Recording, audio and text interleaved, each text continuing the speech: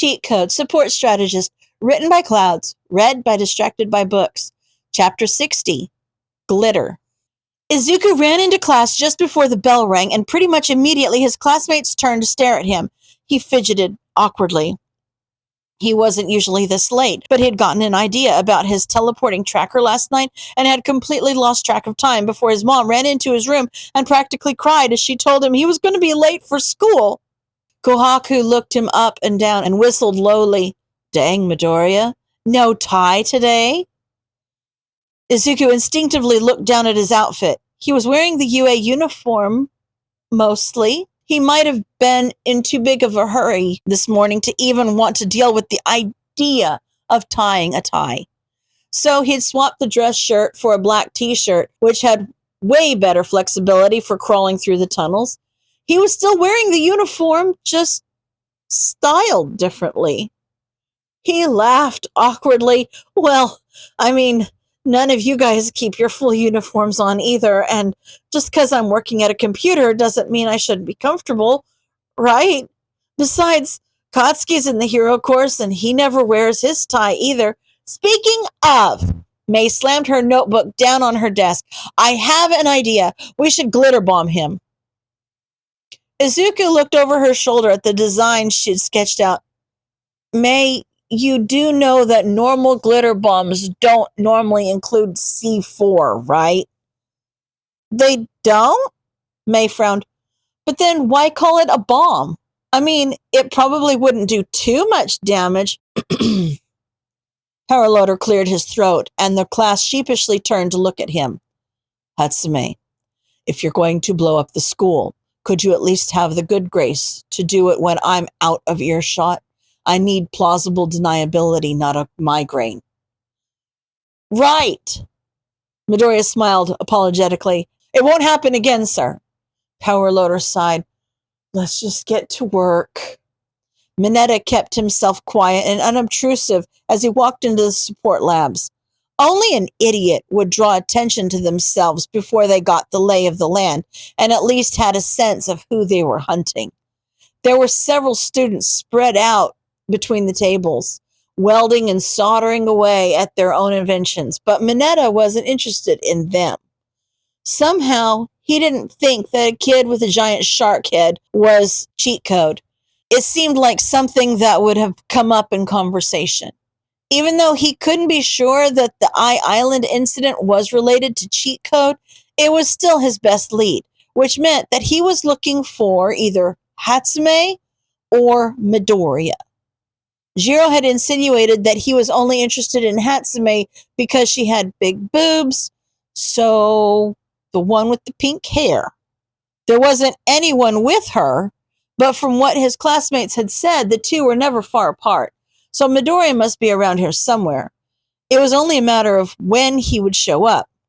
Now that he had his target in sight, Mineta let his stare linger a bit too long in the right places and ran toward Hatsume's station as quickly as he could, hardly even giving a glance to any of the boys in the room, not even the one with green hair who was leaning against the doorframe of a side room, looking at him suspiciously, most likely questioning his intentions towards Hatsume.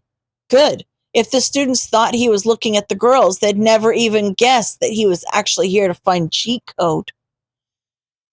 He had almost made it to Hatsume's desk before the green-haired kid called out to him.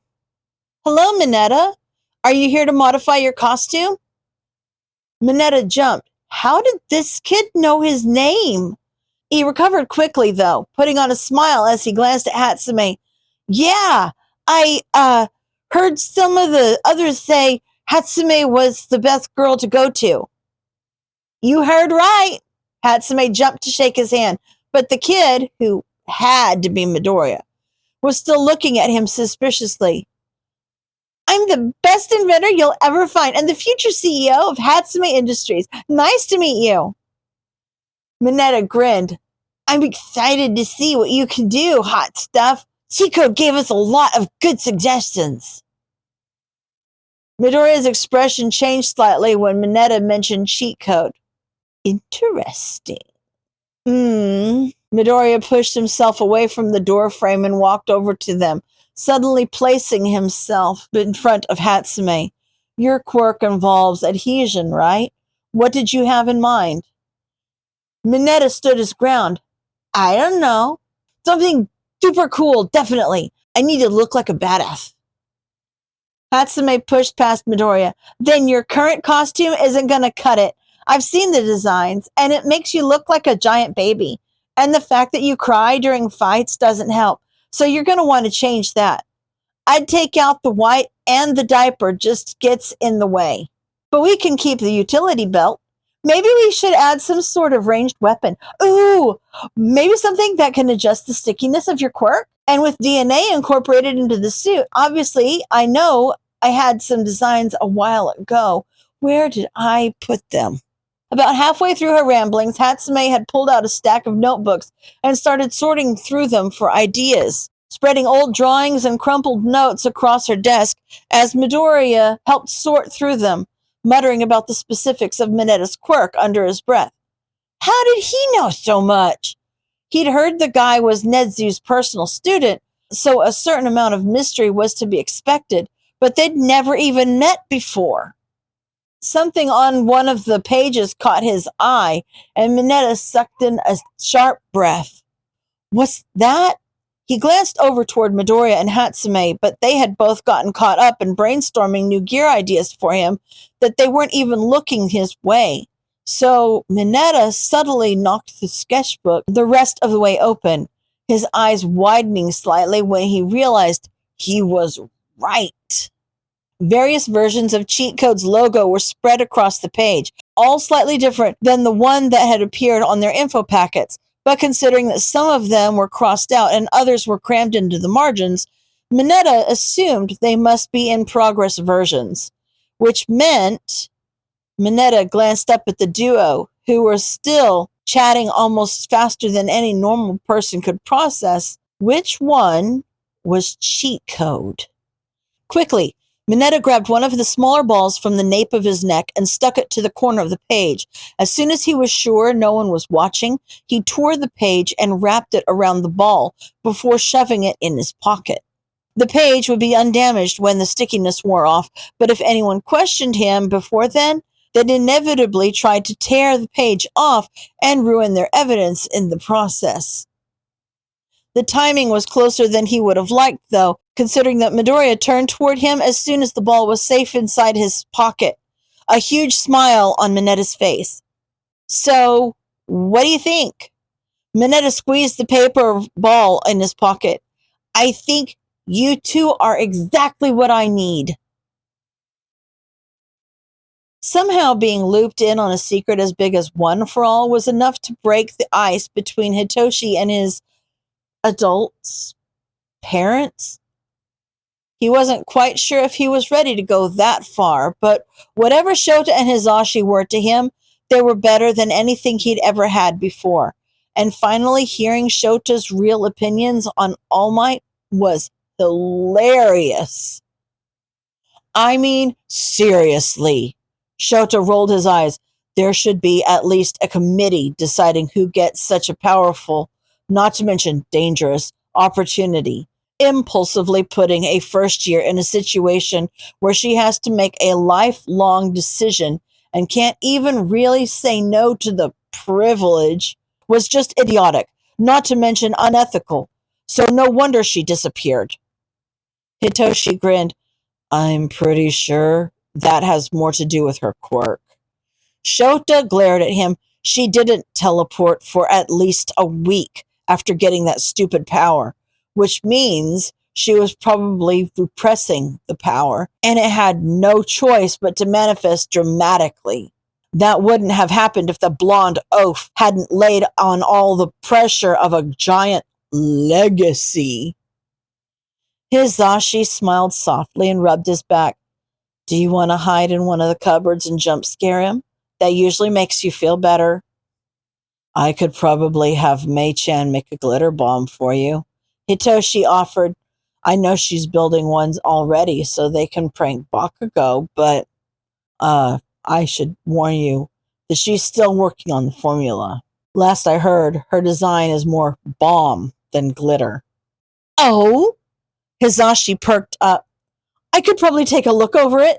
I made my fair share of glitter bombs and other pranks back in my days at UA. I'm pretty sure there's still glitter in 3A's classroom from that one time we... That's not something to be proud of. Shota cut in, but he was still smiling. Your other pranks were much more effective. Hitoshi glanced between the two of them. Why do I feel like I should be taking notes? Shota grinned. Because learning from the masters is only logical. You? Hitoshi gave a shocked laugh. Hizashi, I can see. But you? Shota shrugged. There's nothing wrong with a few logical ruses. You have to battle burnout somehow. Plus, Hizashi was a bad example. Hey! Hizashi looked betrayed. Do I need to remind you that the air horn tripwire in the cafeteria was your idea? Shota frowned. I thought that one was Shirakumo's. Hizashi's face fell. Oh, I guess it was. It's been so long. His adults were silent for a long moment, and Tatoshi was about to ask what was wrong when Hizashi shook himself out of it. Well, little listener, I guess you're wondering why we're having your favorites for dinner tonight? Hitoshi looked at him suspiciously. I thought you were just buttering me up so that I'd trust you or something. Shota snorted. Good thought, kid, but no, there's more to it. We're celebrating! Hizashi ran over to the counter to grab a manila envelope and shoved it into his hand. Well, what are you waiting for? Open it! Hitoshi gave them a suspicious glance, but slowly opened the envelope and pulled out the piece of paper. Is this our official foster license? Shota answered. Until now, you've technically been under emergency custody, but now it's official. Basically, it means we can keep custody of you without having to jump through hoops and call you a villain when you're obviously going to be a hero. Hitoshi swallowed back some tears, his voice almost choking up. Oh, okay. Plus, Nedzu even pulled a few strings so that our emergency custody of you will still count toward the minimum time before adoption. Hizashi grinned. That means we can adopt you like at the beginning of next semester. Isn't that so rockin'? Assuming you want that. Shota cut in. If you would prefer we not adopt you, that's your right. You'll still have a place with us, even if you don't want to go that far. You... Hitoshi looked up at them in shock. You actually want to... But you'd be stuck with me. Shota snorted. More like you'd be stuck with us. Maybe it's best if we don't. I can't imagine having that cockatoo over there as a dad. Hizashi stuck out his tongue. Well, I can't imagine having a hobo caterpillar as one either. Hitoshi stifled a snicker, but smiled. We'll see. But, you'd probably have to fight my kidnappers for custody. What? Hizashi flexed. You think we can't handle a couple of kids? Shota raised one eyebrow. Speak for yourself. If those two attack, you're on your own. It's only logical to surrender in the face of undeniable defeat. Hitoshi laughed. They'd almost definitely get sick of him before they were able to adopt him, but if they didn't, then maybe being part of a real family wouldn't be too bad. End of chapter.